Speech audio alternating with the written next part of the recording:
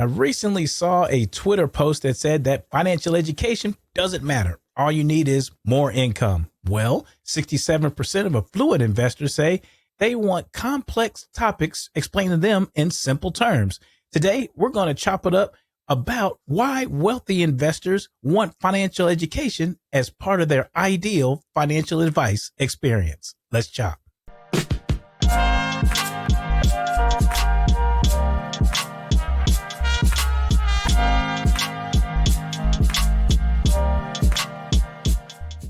Absolutely. High-income business owners and professionals need financial education beyond the fundamentals. They have complex finances. That said, financial education will help them make better decisions, have more confidence, more clarity, and stick-to-itiveness to their financial plan. Hi, I'm Dr. Preston Cherry, founder and CEO of Concurrent Wealth Management, where we help you align your life and money to help you live your wealth your way. And if you like what you see, hear, and feel on the show, hit that like and subscribe button and share with your family, friends, and colleagues. All right, let's chop. Have you ever heard the line that knowing better doesn't mean that you'll do better? But that said, if you know better, it does increase the probability that you will do better. Obviously, it takes decision making, improved behavior, action, and the willingness to go about one's finances and aligning one's life and money. But financial education is very essential.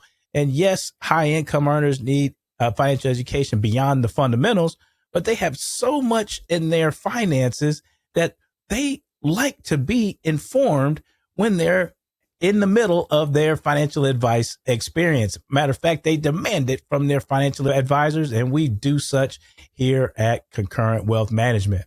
I often say that the financial wellness journey starts with the heart. You open up the heart, you open up the mind, right? And that's where decision making is coming into play. And there's an arc, there's a journey. You have financial compassion, then you have financial education, then you have financial literacy, which is informed decision. And then you have financial wellness, which is confidence and clarity that you can carry out and manage your finances to accomplish your life's design. That's what it's all about. So let's get into what financial education for high income earners is all about. There's this huge myth that more income means you have more insights, and that's simply not true. And those folks that have higher incomes, they demand being understood in their financial advice relationship. They want more clarity. They want more competence from their financial advisor, and they want to be able to have meaningful and measurable advice. So financial education is very essential to them. There's a study by J.D. Power and Associates that's released every year called the Financial Advisor Satisfaction Study. And year over year, these 4 or 5 areas are essential financial education and financial relationship metrics that high income folks want in their advice. And why is this? Well, folks with high incomes tend to have more complexity in their financial lives and their ideal lives that they want to accomplish. For example, those that are highly compensated and have highly compensation benefits like equity compensation and restricted stock units, well, those can have surprise tax bills in the year, and they can trigger tax bills like alternative minimum tax, for example. They can trigger a vesting tax because folks are saying, oh, wow, I was granted this stock and then it vested this year, and then I got this big tax bill. Well, how did I get that? Right. And that's just one example where financial education can help folks better align their life and money strategies to help them carry out what they want to achieve and avoid mistakes in planning their finances. Another example is for business owners and the QBI, which is the qualified business income deduction. And businesses tend to underpay themselves when they're coming to their salaries and not taking advantage of putting money away for their solo 401k. We'll have a whole episode about this, right?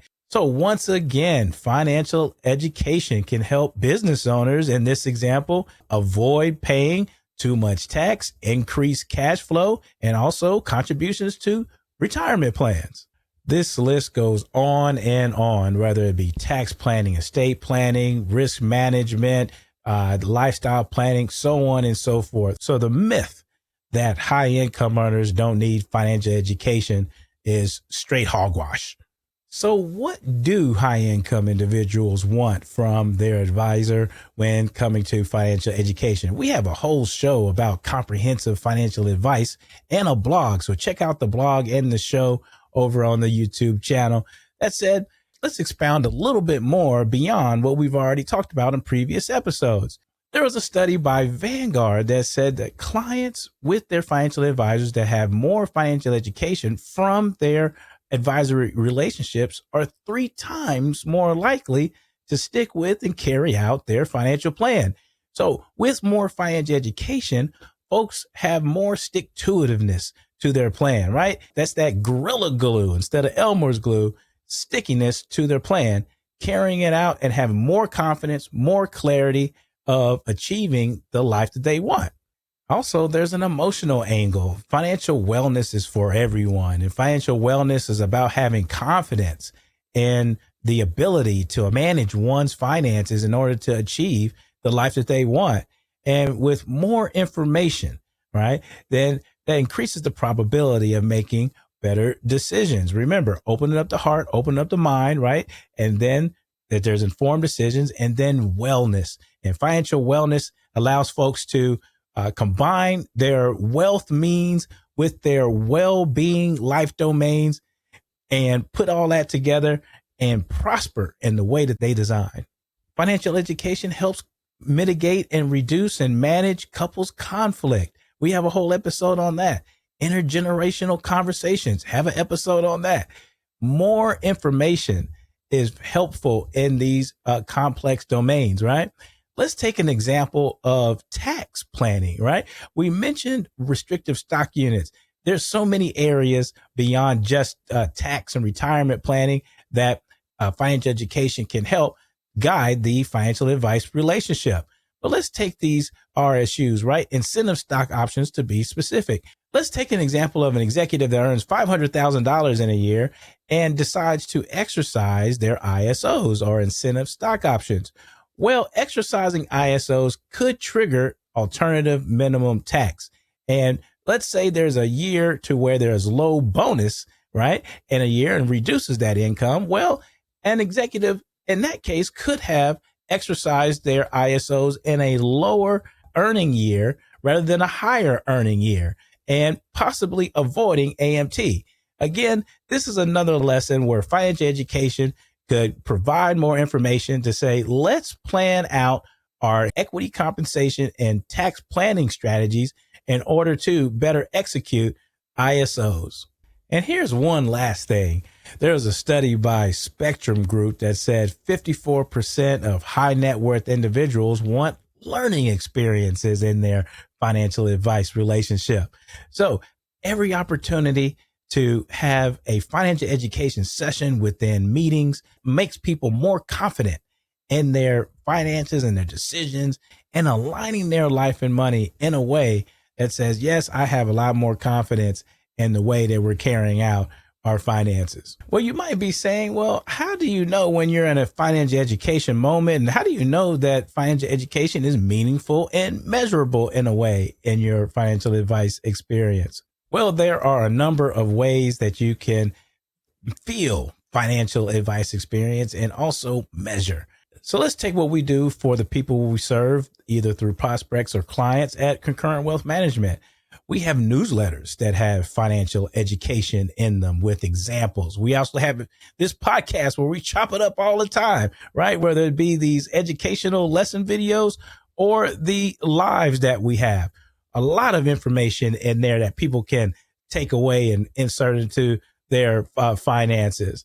Then there's the blogs that come out that are based off the podcast episodes. There's social media posts, right? And then in the advice experience in of itself, right? Every session has a life or money lesson that aligns with what the people that we serve want to do with their life and money. So at every opportunity, there is a client education experience. There's a story. There's stories in financial statements. And those stories, people want to be able to share, feel understood, and then receive information, financial education that helps them get them where they want to go. One of the most important questions that people want answered is why does this matter to me? And when you hear folks' stories and you learn more about their finances, like we do here at Concurrent Wealth Management, then we could pass on the financial education. And it doesn't matter what the topic is: deferred compensation, right? Equity compensation, retirement planning, income, generational estate planning. I mean, the list is long. Lifestyle management. What are your aspirations, right? There's always some education that can be passed along where folks say, all right, yep, that's what that I can see why that matters to me, because it's both meaningful and measurable, because they get to see their financial progress and life progress happen year over year. And I'll leave you with this, right? And we are a no shame, no judgment zone here on the Life Money Balance podcast. But to say that high income earners do not want financial education or do not need financial education is simply a myth. TIAA did a study that said only 36% of high income individuals scored over 80 on the financial literacy quiz that they were given. So there is a hunger for information, and it's no shame or judgment that folks don't know more about money. It's been taboo for a very long too. And there's no shame or judgment that people don't know more about their money, no matter the social economic status. It is proof that people want more financial education so they can better carry out their life and money aspirations. More money doesn't mean more insight, but having more insight can get your finances right. All right, that's what I got for you. Jump on over to the blog for more information on this topic. And as always, if you like what you see, feel, hear on the show, please like and subscribe and share with your family, friends, and colleagues. All right. Until next time, we'll chop soon.